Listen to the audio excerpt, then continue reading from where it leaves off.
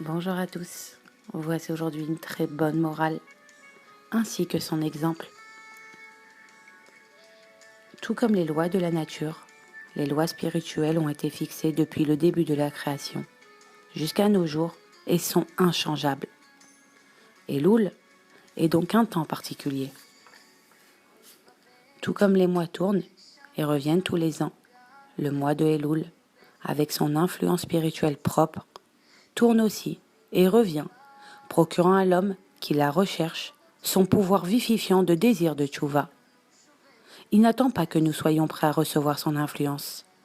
Il arrive, passe et disparaît jusqu'à l'année suivante, même si l'homme n'en a tiré aucun profit.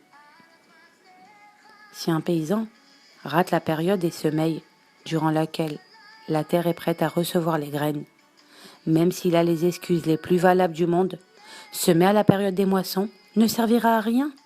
Il a manqué la période favorable à l'encensement, et ce temps ne reviendra que l'année suivante. Au beau milieu du mois de Elul, Rabbi Mordechai Makovitch se retrouva contraint de passer la nuit avec ses chassidim dans une petite auberge isolée. Des paysans étaient installés autour d'une table et discutaient à voix haute au milieu de la salle de réception. « Savez-vous, lança l'un des paysans, qu'il faut travailler dur ce mois-ci dans nos champs. Il faut absolument semer avant l'arrivée des pluies.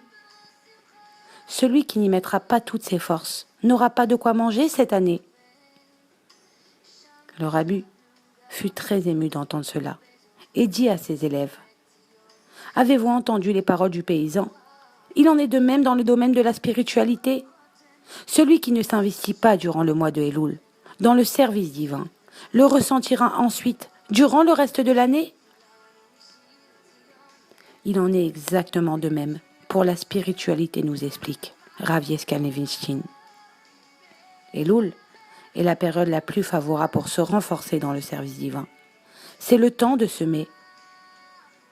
C'est pourquoi nous devons mettre à profit ce mois extraordinaire d'aide divine et ne pas repousser à plus tard notre avodat Hashem. C'est une chance à ne pas manquer. Voilà, et bonne journée à tous.